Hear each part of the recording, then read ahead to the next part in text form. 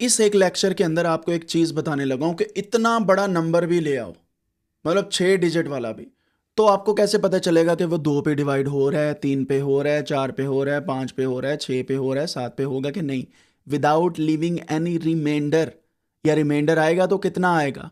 ये सब कुछ मैथमेटिक्स में एक पैटर्न के थ्रू चलता है, और अगर आप उसको क्रैक कर जाते हैं तो आपकी एनालिटिकल एबिलिटी और भी बढ़ जाती है।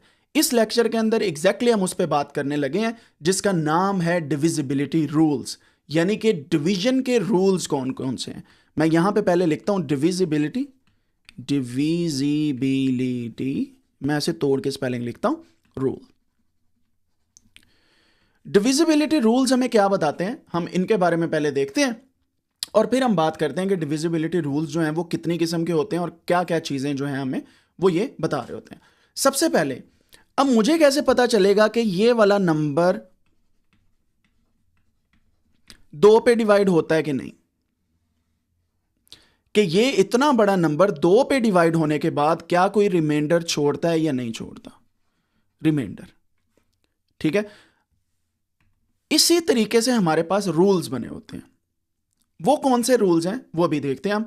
Rule of 2, divisibility rule of 2, इसका मतलब यह है कि जब किसी नंबर के लास्ट पे इवन नंबर हो, नंबर थ्योरी पढ़ने ना, जब हमारे पास लास्ट नंबर इवन नंबर हो यानी कि जुफ्त अदद हो तो ये 2 पे डिवाइड हो जाएगा। से फॉर एग्जांपल अगर मेरे पास 16 है यहां पे, ठीक है, इसका एंड 6 है तो ये 2 पे डिवाइड हो जाएगा। एंड यू ऑल नो कि ये 8 से मल्टीप्लाई होके 2 8 बार 16 होते हैं। सेम वही चीज अगर मेरे पास 1 6 7 8 9 3 5 2 है, तो अगर ये लास्ट डिजिट 2 पे डिवाइड हो रहा है, 2 1 बार 2, तो ये पूरा नंबर भी हो जाएगा। So this is the divisibility rule number या रूल ऑफ 2। ठीक है, divisibility rule of 2।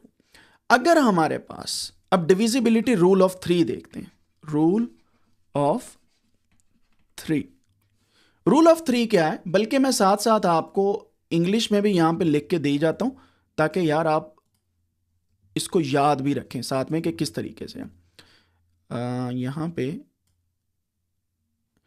A number is dividable या divisible by 2 if it's last digit is even, simple. ठीक है, तो ये 2 का रूल हो गया। अगर कोई नंबर को हमने 3 का रूल देखना है तो मैं वो भी यहां पे लिख देता हूं ताकि आपके लिए आसानी हो जाए। अब यहां पे देखते हैं जी, a number is divisible by 3 if the sum of its digits is divisible by 3। मैंने पहले भी आपको बताया कोई भी चीज 3 से डिवाइड हो जाएगी अगर उसका सम भी 3 से डिवाइड हो रहा है। फॉर एग्जाम्पल 363, कोई बता सकता है ये 3 पे डिवाइड होगा कि नहीं, हम अभी देख लेते हैं। 3 जमा 6 जमा 3 इज इक्वल टू 6 और 3 9 और 3 12। क्या 12 3 पे डिवाइड हो रहा है, 3 4 बार 12 एग्जैक्टली हो रहा है। तो इसी तरीके से हमारे पास 3 इस तरीके से ये भी डिवाइड हो जाएगा। ठीक है, तो जितना मर्जी बड़ा नंबर हो, अब एक और क्वांटिटी में बड़े वाली लिखता हूं, 1 2 5 3 12 13 15 18 9 10 15 3। क्या ये 3 पे डिवाइड होगा, हम अभी देख लेते हैं। सभी को जमा करेंगे हम। जमा कैसे करना है, 1 और 2 3, 3 और 5 8, 8 और 3 11, 11 और 1 12, 2 14, 15, 3 18, 19, 5 24, 25 8 33, 33 9, 33 और 9 42। मैं यहां पे लिखता जाता हूं ताकि भूल ना जाऊं। 42 और 1 43, 0 आ गया, कोई नहीं आना।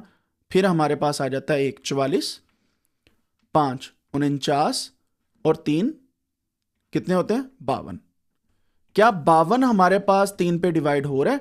अभी भी मुझे नहीं समझ आ रही कि 52 फिर भी बड़ा है, तो मैं क्या करूंगा, 5 + 2 7।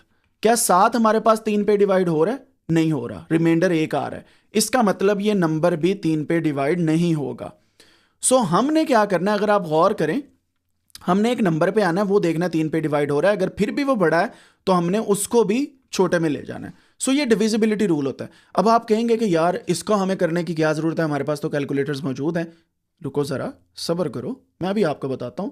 ये कैलकुलेटर्स की बात है ऑब्वियसली, लेकिन ये अंदाज़ा एनालिटिकल एबिलिटी में हैवी किस्म का लगाना होता है।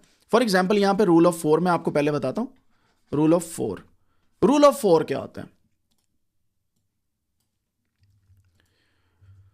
A number is divisible by 4 if the number formed by its last two digits is divisible by 4। अगर मेरे पास एक नंबर है 484 और 4 लिख देता हूं, क्या ये 4 पे डिवाइड होगा?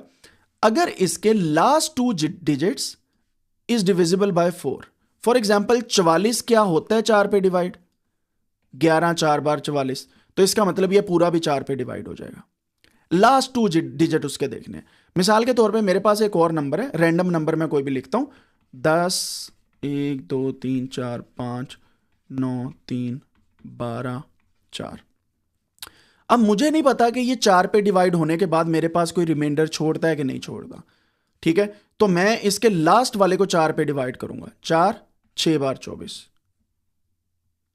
अब चेक करें, A number is divisible by 4 if the number formed by its last two digits, जो 24 बन रहा था यहां पे, क्या ये 4 पे डिवाइड हो रहा है? अगर हो रहा है तो ये पूरा नंबर भी होगा।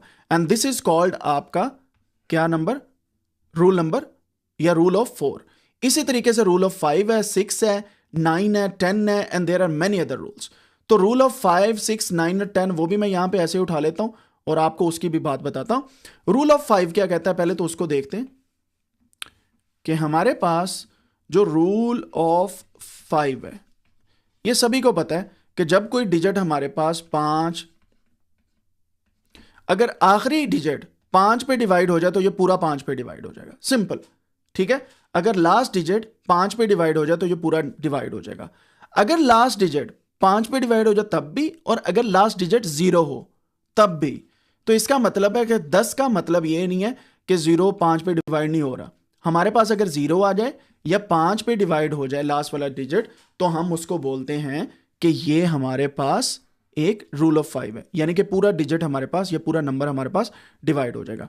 फॉर एग्जाम्पल 5 आ जाए या 0 आ जाए, तो अगर आप ये दो चीजें मद्देनजर रखें, 5 एक बार 5, 5 2 बार 10 होता है, ठीक है। सो अगर आपके पास एंड पे किसी डिजिट के 0 आ जाए या 5 आ जाए तो वो 5 पे डिवाइड हो जाएगा। इसी तरीके से रूल ऑफ 6 है। रूल ऑफ 6 क्या होता है? अगर कोई डिजिट, मैं आपको यहां पे थ्योरी समझाता हूं, 2 3 बार 6 होता है, ठीक है। अगर आपके पास रूल ऑफ 2 पूरा हो रहा है एंड रूल ऑफ 3 पूरा हो रहा है, यानी कि 2 पे भी कोई डिजिट डिवाइड हो रहा है एंड 3 पे भी हो रहा है, तो इसका मतलब है कि वो 6 पे हो जाएगा। सिंपल, आपके पास rule of 2 and rule of 3 जो हैं वो कंप्लीट होने चाहिए, ठीक है। यानी कि कोई डिजिट 2 पे भी हो और 3 पे भी हो। अब देखते हैं रूल ऑफ 9। रूल ऑफ 9 क्या है? अगर ये एक नंबर मैंने लिखा है, हम इसको करते हैं जमा, 9 जमा 8 जमा 1 जमा 9, 9 8 17 और 1 18 और 9 कितने होते हैं? 27। अगर ये 27 9 पे डिवाइड हो रहा है, 9 3 बार 27, तो ये पूरा भी डिवाइड हो जाएगा। ये रूल है, ठीक है। डिविजिबिलिटी रूल क्या कहता है? रूल ऑफ 9 कि अगर sum of the number is divisible by, sum of the digits in a number is divisible by 9, तो पूरे का पूरा वो भी डिवाइड हो जाएगा सिंपली। और इसी तरह रूल ऑफ 10 है, जो आज का हमारा आखिरी रूल है, कि रूल ऑफ 10 हमें क्या बताता है कि अगर किसी भी डिजिट के लास्ट पे 0 है वो 10 पे डिवाइड हो रहा है। सिंपल, सौखा सौखा, आसान आसान, ठीक हो गया। यहां तक आपको समझ आ गई? ये बेसिक मैथमेटिक्स है और अब इसकी मैं आपको एप्लीकेशन बताता हूं कि कहां पे आपको समझ आती है ये। आप मुझे एक बात बताएं, अगर किसी डिजिट के लास्ट पे 0 नहीं आ रहा, मैं आपको एक मिसाल देता हूं। पाकिस्तान में, मैं यहां पे लिख के दिखाता हूं, मेरे पास है जी 5 5 0 0 0 0 0 0 0, ठीक है। यहां पे अगर मैं 3 बाद इसे डिवाइड करूं तो मुझे पता है कि ये 550 मिलियन है, 550 मिलियन है। मैं क्यों अगले जीरो हटा गया हूं? क्योंकि मुझे पता है कि 10⁻6 को मिलियन बोलते हैं। ठीक है, अब मुझे बताएं, अगर ये लास्ट पे जीरो की बजाय 5, 6, 9, 8, 10, 3, 2 ऐसे आ जाए, तो मैं इसको इस तरीके से डिवाइड करूं तो मेरे पास ये 56 मिलियन तो है, लेकिन आपको पता है कि हम एग्जैक्ट 56 मिलियन नहीं इसे बोल सकते। Why? Because this is not divisible by 10, और हमारे पास 10⁻6 एग्जैक्टली को मिलियन बोलते हैं। तो आप खुद अंदाजा लगाएं कि हम बोलेंगे 56 मिलियन और इसके साथ अप्रॉक्सीमेशन का साइन आता है, या हम कहेंगे अप्रॉक्सीमेटली 56 मिलियन। लेकिन आप देखें कि यहां पे अगर इसको हम राउंड ऑफ भी करना चाहें तो हमारे पास 98 आ रहा है, तो 56.98 मिलियन हम बोलेंगे। Still we have something left.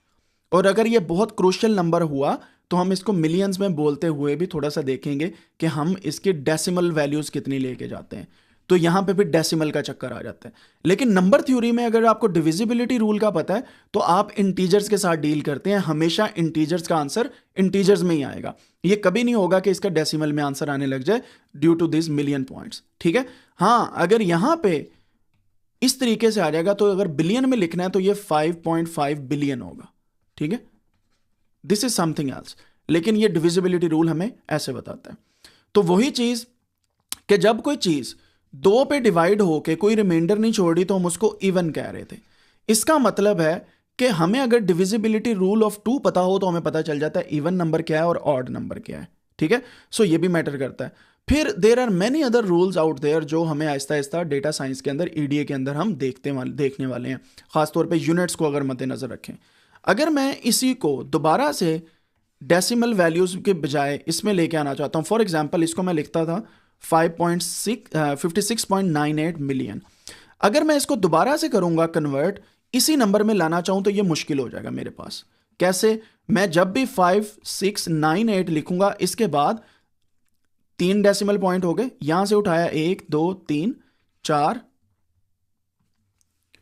5 और 6, तो मेरे पास कुछ इस तरीके से जो है वो पॉइंट आ जाएगा 1, 2, 1, 2, 3, 4, 5 और 6। ये लास्ट वाले 2 जीरो नहीं आने, मैं इनको मिटे देता हूं। ठीक है, तो ये एग्जैक्टली ये वाला नंबर जो है, इस नंबर से जो हमारे पास था 5698 1032, इन दोनों में अब बड़ा डिफरेंस क्रिएट हो गया। ठीक है, सो इस वजह से हमें डिविजिबिलिटी रूल्स को देखते हुए यूनिट्स का भी ख्याल रखना पड़ता है जब हम डेटा साइंस में बात करते हैं, और एक एक पैसा जो है वो मैटर करता है। यही चीज़ अगर आप फाइनेंस में देखें तो ये वाला वैल्यू जो है इससे 1033 कम है, और अगर ये यूएस डॉलर हुए तो ये कम से कम 1 लाख रुपए के ज़्यादा ही बनता है, मतलब 3-4 लाख रुपये पाकिस्तानी बनते हैं, 3 लाख रुपए के करीब। सो जस्ट इमेजिन कि छोटे छोटे नंबर किस तरीके से हमें जो है वो डिफरेंट जगहों पे फंसा सकते हैं। तो डेटा साइंस के अंदर रूल्स बहुत ज़रूरी हैं, और ये आपको मेंटल अरिथमेटिक टूल्स के लिए प्रिपेयर करते हैं, और आपको समझ आ जाती है कि अच्छा ये वाला फलां डिजिट है और इससे ये वाले हम लॉजिक्स जो हैं वो बना सकते हैं, और आपको सिंप्लीफिकेशन आ जाती है मैथमेटिक्स की। अक्सर औक़ात ज़रूरी नहीं होता कि हर काम कैलकुलेटर पे करना है, देयर आर मैनी थिंग्स जो आपको खुद से भी करने पड़ती हैं। तो ये है जनाब डिविजिबिलिटी रूल्स जो मैंने अभी आपको बताया। होपफुली आपको समझ आ गई होगी। समझ आ गई है तो लाइक कर दें, शेयर कर दें, सब्सक्राइब कर दें, अपने आप को खुश रखें और मैथमेटिक्स सीखते जाएं। यहाँ पे आज का लेक्चर जो है उसको एंड करता हूँ मैं, और